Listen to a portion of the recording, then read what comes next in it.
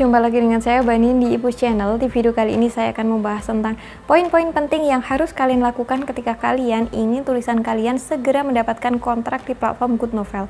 Meski demikian, tips dan trik yang saya berikan kali ini bisa juga kalian terapkan untuk platform-platform yang lain karena bersifat umum. Bagaimana tips dan triknya agar tulisan kita segera mendapatkan kontrak di platform online? Simak video ini sampai selesai.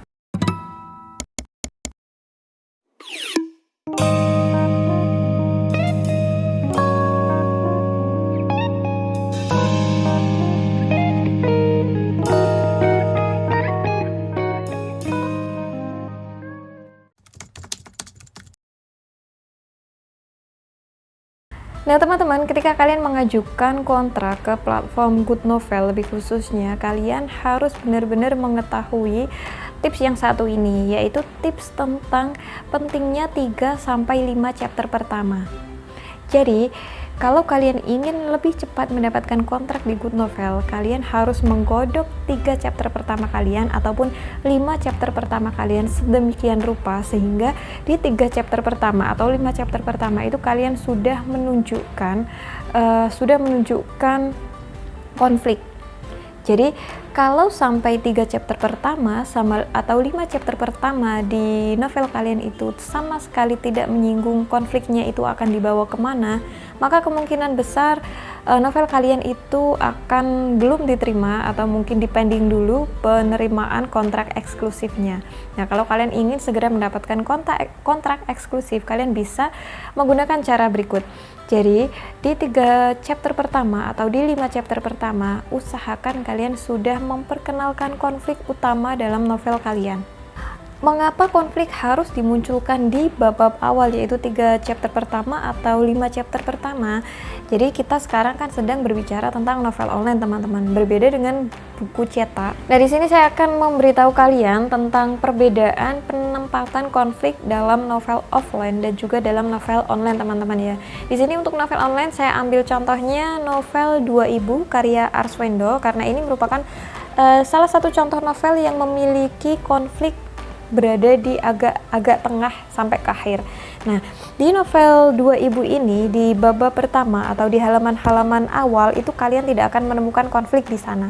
Karena penulis Pak Arswendo ini lebih fokus untuk penggarapan tokoh-tokohnya. Jadi tokoh-tokohnya itu dimatengin, dikasih detail-detail penting, pokoknya sampai menarik banget penggarapan tokohnya ini tanpa menyinggung konfliknya itu akan dibawa kemana dulu. Nah kenapa ini nggak apa-apa, kalau di offline kenapa nggak boleh? Jadi seperti ini teman-teman, kalau di novel offline kalian bebas menempatkan konflik kalian di mana saja, karena posisinya pembaca begitu membeli novel kalian itu kan mereka membeli full, tidak hanya membeli bab pertama atau bab tengah atau bab akhir, mereka membeli novel satu secara keseluruhan, dimana kalaupun pembaca itu merasa bosan di halaman awal, pihak penerbit dan juga pihak penulis mereka tidak akan dirugikan karena sejatinya si pembaca itu sudah membeli satu buku secara keseluruhan. Sekarang berbeda kasusnya dengan novel online.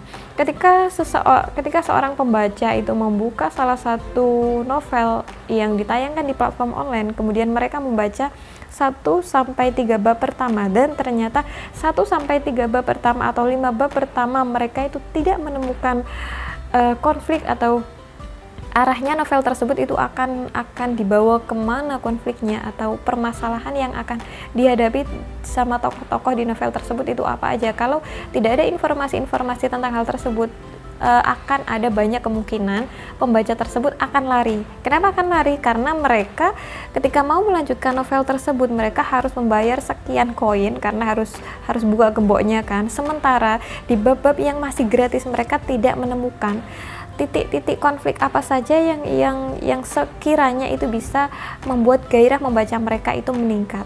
Nah, di sini perbedaannya. Jadi, buat kalian para penulis novel online, usahakan, dan ini harus, ketika kalian menulis novel online, kalian harus sudah mengenalkan konflik-konflik kalian itu di 3 bab pertama atau 5 bab pertama. Karena 5 bab pertama ini adalah bab-bab paling krusial yang akan menentukan bagaimana kelanjutan dari pembaca, bagaimana respon calon pembaca kalian, apakah pembaca kalian itu akan melanjutkan membaca novel kalian atau akan berhenti sampai di 5 chapter itu saja. Nah, untuk novel online yang saya jadikan percontohan, karena saat ini kita sedang berbicara tentang platform Good Novel, meskipun cara ini bisa kalian terapkan secara universal, tapi karena kita sedang berbicara di platform Good Novel, saya akan mengambil contoh salah satu novel yang tayang di Good Novel, yaitu novel Lelaki yang Tak Terlihat Kaya. Lelaki yang Tak Terlihat Kaya ini merupakan contoh yang benar, di mana di bab awal novel tersebut, di 3 chapter pertama itu, novel ini sudah menunjukkan konflik atau sudah mengenalkan konflik kepada pembaca. Jadi langsung pembaca langsung dikasih tahu konfliknya apa, sehingga pembaca itu langsung penasaran, gimana sih nanti si tokoh utama ini akan menyelesaikan masalahnya ini. Nah, ceritanya seperti ini teman-teman. Diceritakan tokoh utama si Geralt ini merupakan seorang mahasiswa yang super miskin sekali, yang karena kemiskinannya ini kerap kali dia mendapatkan perlakuan tidak baik dari teman-temannya. Dia dibully, dia disuruh-suruh, terus dia pokoknya harga dirinya diinjak-injak lah sama teman-temannya, yang notabene mereka semua teman-temannya itu rata-rata dari golongan orang-orang kaya. Bahkan di bab awal itu sudah ditunjukkan juga kalau Geralt itu bahkan dipermalukan semalu-malunya di depan mantan pacarnya yang masih disukai sama Geralt. Nah, di sini kalau sampai berhenti di situ ya, kalau misalnya 5 chapter pertama itu hanya menceritakan tentang kesialan Geralt, maka bisa jadi calon pembaca itu justru akan lari, karena mereka mungkin bosan melihat tokoh utamanya yang selalu sial. Tetapi tidak, dengan novel Geralt ini, si penulis langsung menunjukkan sebuah titik balik yang mungkin membuat para pembaca itu langsung menjadi penasaran. Jadi titik baliknya adalah di mana setelah mengalami berbagai macam pembulian dan kesialan-kesialan itu, si Geralt menerima telepon dari kakaknya, di mana kakaknya itu mengatakan bahwa sebenarnya Geralt itu merupakan putra dari seorang keluarga yang super kaya raya, yang kekayaannya bahkan mungkin tak akan habis sepanjang masa.